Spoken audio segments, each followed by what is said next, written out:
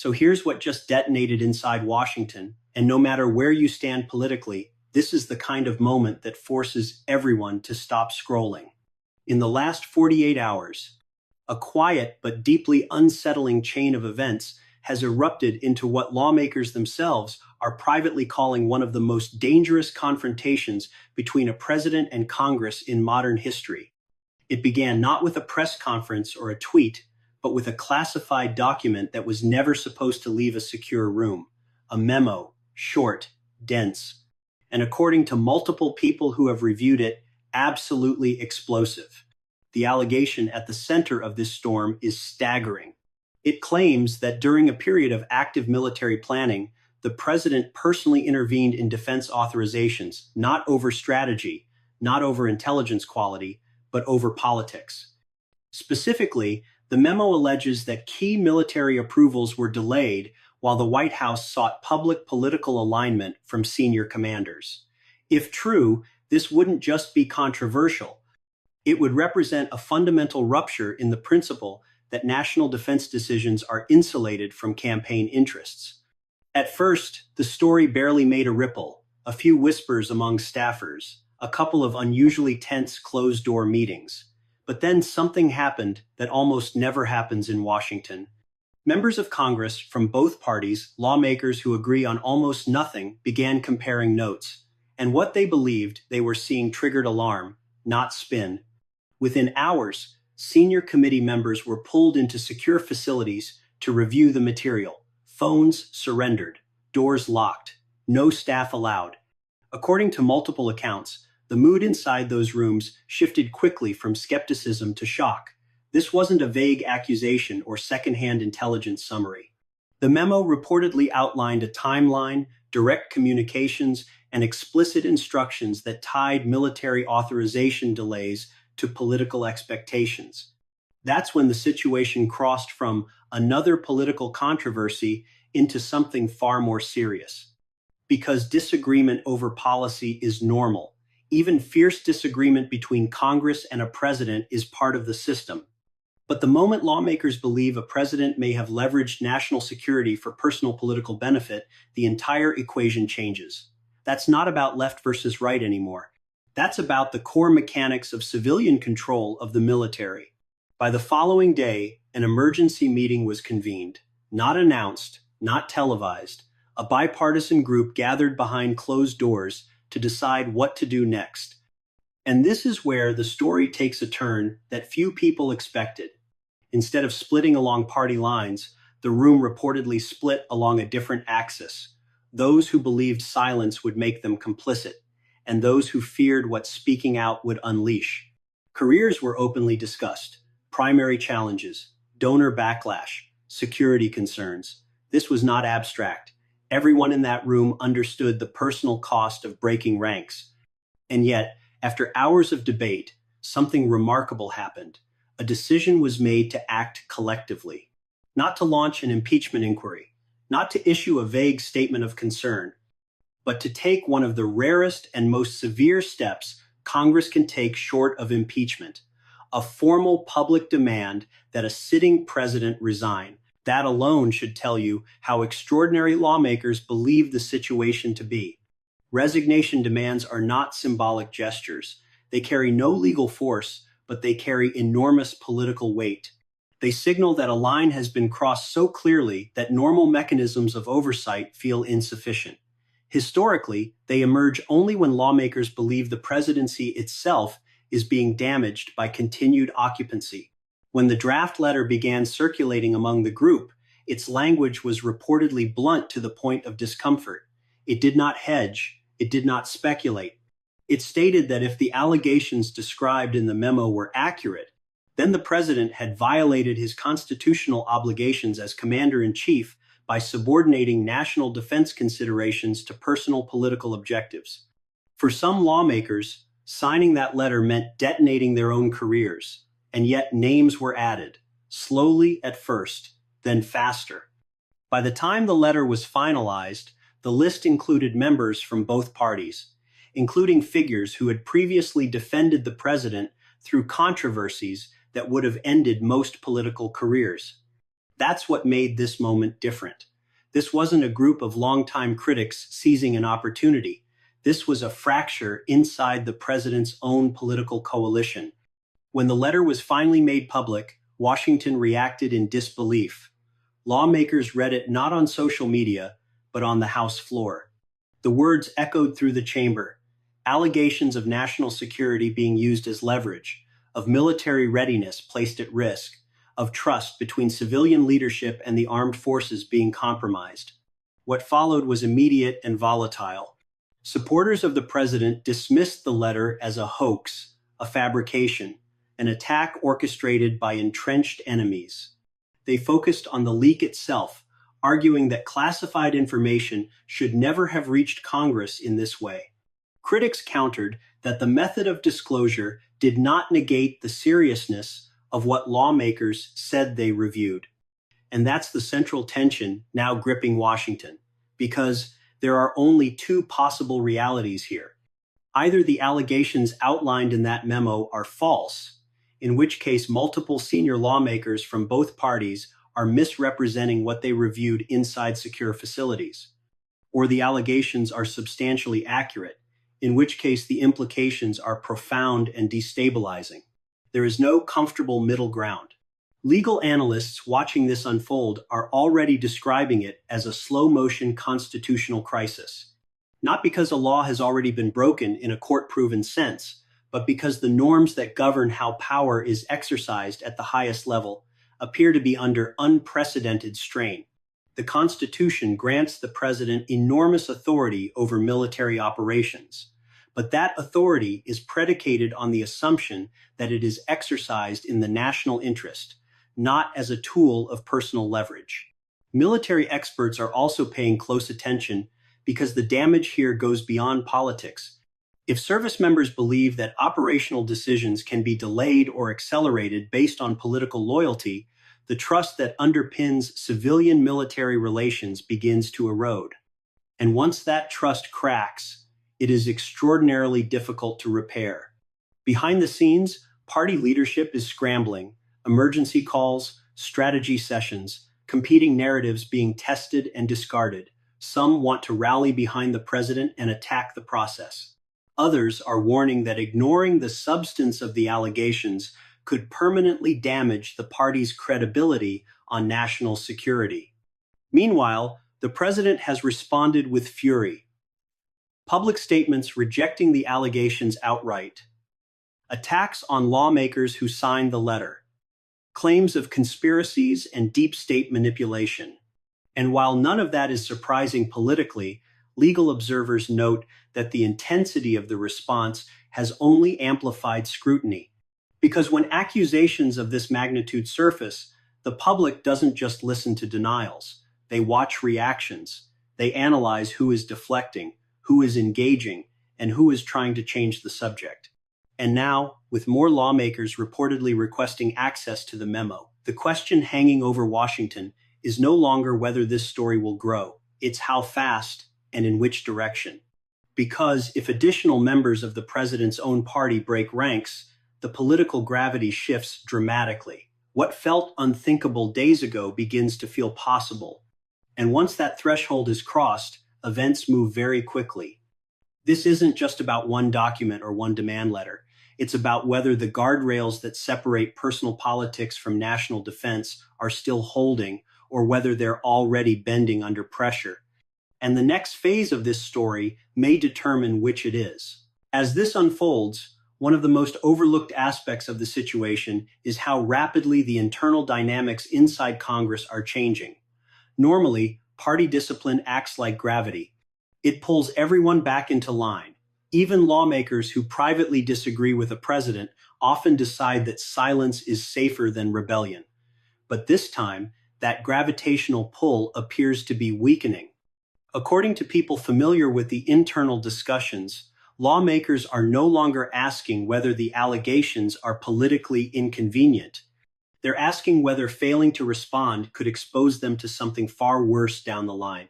Because if evidence later confirms that military operations were delayed or manipulated for political leverage, anyone who ignored the warning signs will be asked a brutal question. Why did you stay quiet when you knew? That fear is spreading faster than loyalty. What's especially striking is that this isn't being driven by junior lawmakers with nothing to lose. It's being driven by senior figures who understand institutional damage. Committee chairs, ranking members, people who have spent decades inside the system and know exactly how fragile public trust in national security already is. Privately, some of them are drawing comparisons not to recent scandals, but to moments when Congress failed to act early and paid the price later. Moments when warning signs were dismissed as exaggerated or partisan, only to become undeniable in hindsight. No one wants to be remembered as the person who looked away. At the same time, the White House is attempting to reframe the entire controversy around process rather than substance. The focus has shifted aggressively toward the leak itself. Who had access? How classified material reached lawmakers? Whether intelligence agencies are being weaponized. This strategy is familiar because it works at least initially. Process arguments muddy the water and buy time, but time may be the one thing the administration doesn't have. Because the longer this drags on, the more questions accumulate. Why were these specific authorizations delayed? Who documented the communications? Why does the memo reportedly include verbatim language attributed to the president? And most critically, why are lawmakers who previously defended the president now risking everything to break publicly? Those questions are now spilling beyond Washington. Military families are watching closely. Veterans groups are beginning to speak out not uniformly, but with growing concern. Even among supporters of the president, there is discomfort with the idea that military readiness could be entangled with political performance. That's a line many Americans are unwilling to cross, regardless of party. Polling firms are already testing messaging around the controversy, and early internal numbers suggest something unusual. The issue cuts across ideological lines more cleanly than most political scandals. Voters who disagree on almost everything else tend to agree on one principle: that national defense should never be used as a bargaining chip. That's what makes this situation so dangerous politically. It's not easily reframed as policy disagreement or media bias. It's a values question, and values questions are far harder to contain. Behind closed doors, legal experts are gaming out scenarios. Not just impeachment, but criminal exposure, civil liability, and the long-term precedents that could be set if the allegations go unaddressed. The law grants presidents broad discretion, but discretion is not unlimited. Using government power for campaign advantage crosses into territory courts have historically treated very seriously. Even some legal scholars who have previously argued for expansive executive authority are signaling unease. Their concern isn't partisan, it's structural. If a president can condition military action on personal political benefit without consequence, then the line between the state and the individual holding office effectively dissolves. That's the kind of precedent that doesn't just affect one presidency.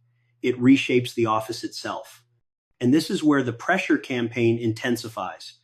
More lawmakers are now requesting access to the memo. Each review adds another potential signer to the resignation demand, or at the very least, another voice that can no longer plausibly claim ignorance. The administration may attempt to limit access, but doing so risks appearing obstructive. Granting access, on the other hand, risks widening the fracture. It's a lose-lose calculation. Meanwhile, political operatives on both sides are preparing for fallout. Campaign ads are being drafted but not yet released. Messaging is being tested quietly in focus groups. The goal is to be ready the moment public opinion tips from uncertainty to conviction. And public opinion is moving. What began as confusion is slowly hardening into concern. Not universal condemnation, not yet, but concern strong enough to demand answers. That's often the most dangerous phase of a political crisis, because once the public decides it deserves clarity, ambiguity becomes unacceptable. The president's response strategy has so far relied heavily on confrontation, naming critics, attacking motives, asserting absolute denial. That approach energizes the base, but it does little to reassure undecided observers who are watching the behavior rather than the rhetoric. Because there's an unspoken rule in moments like this. The louder the denial, the more people lean in. At the same time, congressional leadership is facing an impossible balancing act. Move too fast, and they risk destabilizing the government. Move too slowly, and they risk appearing complicit. There is no playbook for a scenario where national security allegations collide with internal party rebellion at this scale. And history offers a warning here. Every modern presidency that faced existential threat followed a similar arc: initial disbelief, aggressive denial, loyalists circling the wagons, then, slowly, unmistakably, a shift. A moment when silence becomes riskier than dissent, when defending the indefensible becomes politically toxic. The question now is whether that moment has arrived or whether it's just beginning. Because if additional evidence emerges, or if additional lawmakers step forward with corroborating accounts, the situation could accelerate dramatically. Resignation demands could turn into formal investigations. Investigations could turn into impeachment proceedings, and impeachment, once triggered, has a momentum of its own. But even if none of that happens, the damage may already be done. Trust, once broken, doesn't reset easily. The relationship between civilian leadership and the military relies on a shared understanding that decisions are made for the country, not the candidate. If that understanding is shaken, the effects ripple far beyond one administration. That's why so many people inside Washington are saying, this feels different. Not louder, not messier. Different. Because at its core, this controversy isn't about ideology. It's about the boundaries of power. And when those boundaries come into question, everything else becomes secondary. Right now, the country is watching two forces collide: loyalty and accountability. The outcome of that collision will determine not just the fate of one presidency, but the standards future presidents will be judged by. And as more information comes to light, one thing is becoming increasingly clear. This story is not fading. It's still building. As the days pass, the atmosphere inside Washington is beginning to feel heavier, more compressed, as if the entire system is holding its breath. This is the stage of a political crisis where nothing has technically happened yet, but everyone senses that something irreversible is approaching. What's different now is that the story has escaped the control of any single institution. It no longer belongs solely to the White House, to Congress, or to the media. It belongs to public perception. And once a narrative reaches that point, it stops behaving predictably. Lawmakers who initially stayed silent are being cornered by questions they can no longer dodge. Reporters aren't asking about party loyalty anymore. They're asking about judgment, about responsibility, about what members of Congress knew and when they knew it. Every non-answer becomes its own answer. Inside closed caucus meetings, the tone has reportedly shifted from strategy to survival. Some lawmakers are openly asking whether defending the president on this issue will age well or whether it will define their careers in the worst possible way. Others are warning that breaking too aggressively could fracture the party beyond repair. The divide is no longer ideological, it's existential. At the same time, the military itself is being pulled into the conversation in subtle but powerful ways.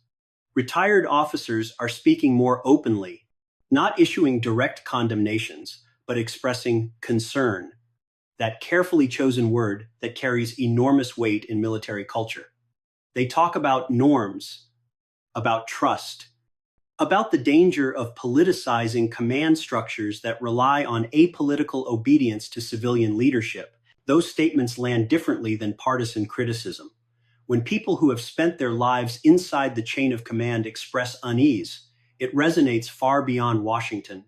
And then there's the question no one wants to answer out loud. What if the memo is only the beginning? Because if one document exists outlining alleged political interference in military operations, it raises the possibility that there are others. Emails, call logs, internal notes, Every investigator knows that a single memo is rarely an isolated incident. It's usually part of a paper trail. That possibility is quietly terrifying political leadership because paper trails don't respond to spin. They don't get angry. They don't go on television. They just sit there waiting to be discovered. The president's inner circle understands this, which is why the defensive posture has hardened so quickly. The language has escalated. Critics are no longer just wrong, they're enemies. Disagreement is framed as betrayal. Institutions are accused of sabotage. This kind of rhetoric has a purpose.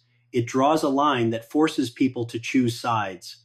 But that strategy also has a cost. It makes reconciliation almost impossible. Once you tell lawmakers they are traitors, you eliminate the possibility that they quietly return to the fold. You push them further out, not back in. And that's exactly what some observers believe is happening now. Behind the scenes, conversations are reportedly underway about contingency plans, not just for impeachment, but for what comes after. What happens to legislative priorities if the relationship between Congress and the White House collapses completely? What happens to foreign policy credibility when allies see instability at the top? What happens to crisis response if trust between civilian leadership and military planners is compromised? These aren't hypothetical questions. They're being discussed because people are no longer confident the system will self-correct quickly. Public attention, meanwhile, is sharpening. This is the phase where casual viewers turn into engaged observers, where people who don't normally follow politics start asking basic but dangerous questions. Questions like, is this allowed? Has this happened before? What stops a president from doing this again? Those questions are corrosive because they strike at legitimacy. The presidency relies not just on legal authority, but on perceived restraint. The belief that even when a president has power, there are lines they won't cross. Once that belief weakens, every future decision is viewed through a lens of suspicion. And suspicion, once planted, spreads. What's remarkable is how quickly the conversation has shifted from whether the allegations are politically damaging to whether the system itself can withstand them. That's a subtle but critical transition. Political scandals damage reputations. Institutional crises damage foundations. If lawmakers conclude that the presidency has been used in a way that fundamentally contradicts its constitutional role, they face a choice that no amount of messaging can soften. Act or accept a new normal. That's why this moment feels so unstable.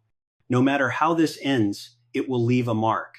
If the allegations are disproven, the exposure of how close the system came to rupture will still linger. If they are substantiated, the consequences will be historic. Either way, trust has already been tested, and tests change things even when they're passed. In the coming days, several paths remain possible. The resignation demand could stall, failing to gather enough momentum to force action. Investigations could drag on, slowly draining political energy without delivering closure. Or events could accelerate rapidly if new evidence emerges or additional lawmakers step forward.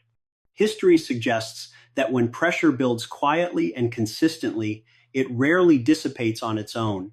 It either breaks or it breaks something else. That's why this moment matters far beyond one administration or one election cycle. It's a stress test of the boundaries that define American governance. A test of whether personal ambition can be separated from institutional responsibility. A test of whether loyalty still has limits. The coming weeks will reveal which force prevails. Because once a president's relationship with Congress fractures over national security, there is no easy reset, no clean rewind. The damage either deepens or is confronted head-on. And right now, the country is standing at that fork in the road, watching leaders decide which direction to take. Not loudly, not theatrically, but in rooms where the consequences will echo for decades.